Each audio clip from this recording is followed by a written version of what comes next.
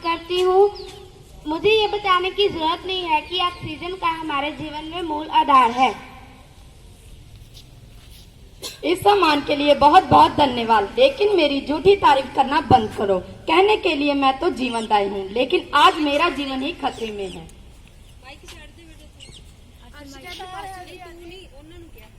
नहीं ऑक्सीजन नहीं, ऐसा मत कहो। तुम्हारे और मेरे धरती पर साथ रहने से ही तो पानी है। तुम्हारे बिना तो मेरी हालत भी खराब हो जाएगी। अगर तुम नहीं होगी तो पानी कैसे बन पाएगा? पानी नहीं तो जीवन कैसे संभव होगा? अरे धत पगली, अरे हाइड्रा, मैं तो वायु में अपने निकास की बात कर रही थी। इन दोनों मेरे ऊपर इतने काले पीले दैत्यों ने हमला कर रखा है कि अरे क्या बताऊं, हमारी सभा के लिए कोई भी सुरक्षित जगह नहीं मिल रही। जिधर भी जाती वहीं वो काली पीली जहरीली गैस से हमला कर देती। मुझे तो ऐसे लगने लगा है कि कहीं हमारा बहुमत ही खत्म ना हो जाए। देखो ना हमारी ऑक्सीजन दीदी दिनों दिन सूखती जा रही है। अरे मैं तो बताना ही भूल गई, जब मैं सभा में आ रही थी तो मेरे ऊपर काले पीले राक्षसों ने हमला कर दिया। वहाँ पास के कस्बे में से निकल रहा धुआं, कई बस से कई कार से, उनसे जैसे तैसे करके बचकर आई हूँ। और आगे जाकर मिल गई वह ऊंची सी चिमनी, उसके कारखानों से निकल रही गंध। उफ, मेरा तो दम ही घुट गया। मैं ही जानती हूँ कि इस बार सभा के लिए जगह तलाशने में मुझे कितना सिर मारना पड़ा है। जिधर भी जाऊँ उधर बदबू, धुआं, घुटन। नाइट्रो, वह पिछली सभा का क्या हुआ? वह तो बड़ी अच्छी थी, लगता है कोई गांव था। क्या बताऊं, वहाँ नई सड़क बन रही है, ढेर सारा तारकोल गर्म कर दिया जा रहा है, और तो और ना जाने वहाँ खाना बनाने के लिए कैसी लकड़ी का इस्तेमाल कर रहे हैं। धुएं के कारण चारों ओर अंधेरा छाया हुआ है। वहाँ हमारा कैसे रहना संभव हो पाता? वह सिगरेट बीड़ियों का धुआं, हाय हाय, हमारा तो नुकसान कर ही रहा है।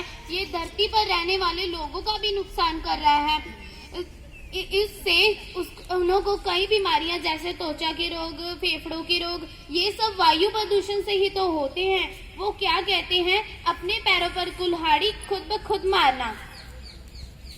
और तभी वहाँ आ जाती है मिस कार्बन डाइऑक्साइड, मोटी काली हड़बड़ी में भागती हूँ। अरे लगता है कार्बन डाइऑक्साइड दीदी भागती हुई आ रही है, फिर भी पूरा आधा घंटा लेट है।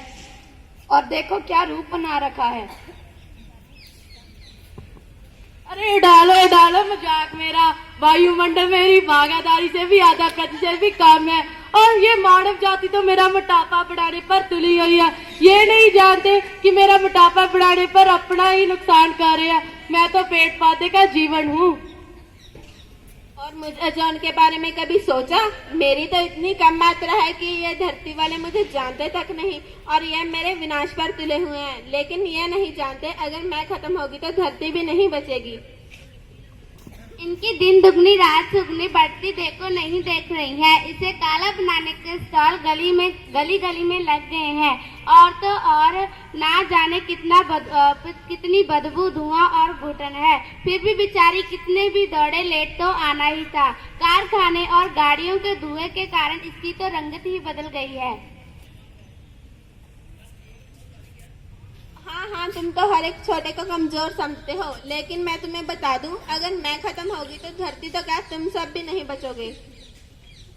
माना कि तुम ऑक्सीजन दीदी की छोटी बेटी हो, लेकिन इसका मतलब तुम कुछ भी बोलती जाओगी। चुप हो जाओ, वरना क्या मुझसे लड़ोगे? विश्वास नहीं होता तो पूछ लेना कभी सूरज से। सूरज के प्रकाश में जो अल्ट्रावायलेट किरणें हैं, उनसे लड़ने की क्षमता सिर्फ मुझ में ही है। नहीं तो वह किरणें सीधी धरती पर आके धरती वाले लोगों को कई बीमारियों का सामना करना पड़ेगा। अरे इतनी सी तो तू है, तू क्या कर लेगी? मानव मुझे छोड़ने में संकोच नहीं कर रहा, जबकि वायुमंडल में मेरी भागीदारी 3/4 से अधिक है। फिर भी तू तो इतनी सी है, चींटी के बराबर। हाँ अजोन, सही कह रही हो। धरती से 10 से 50 किलोमीटर ऊंचाई में वायुमंडल में ओजोन की परत चढ़ी हुई है, और ये धरती वाले उस परत को नुकसान पहुंचा रहे हैं।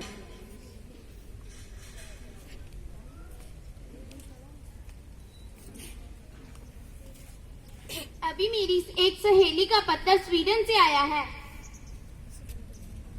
क्या लिखा है पत्र में? वह तो बहुत दुखी है। उनके यहाँ पानी बरसने की जगह तेजाब बरस रहा है।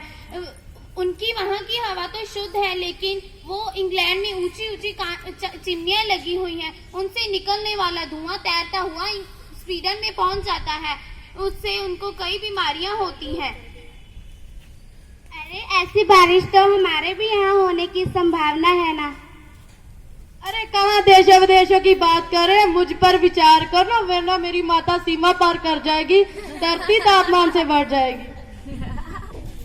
बहन, कार्बन डाइऑक्साइड आपका मोटा घटाने और मेरी सेहत को फिट रखने में एक ही तरीका है कि धरती के लोग ज्यादा से ज्यादा पेड़ लगाएं। हाँ, बिल्कुल सही बात कही बहन। पेड़ कार्बन डाइऑक्साइड की बढ़ती मात्रा को प्रकाश संश्लेषण करने के भोजन के रूप में ऑक्सीजन आमंत्रित करते हैं, और तभी एक मानव पेड़ पौधों पर दवाओं का छिड़काव करता है, फिर पंप की आवाज और कुछ चिड़ियों के उड़ने की ध्वनि। अरे भागो भागो भागो, लगता है एक आदमी पेड़ों पर दवाई छिड़क रहे हैं। हाय, मेरा तो दम ही घुट गया। दवाइयों के साइन भी हमारे वायुमंडल में घुलते जा रहे हैं। भागो भागो, पता नहीं अगली बैठक के लिए कोई शुद्ध जगह मिले या ना मिले। धन्यवाद।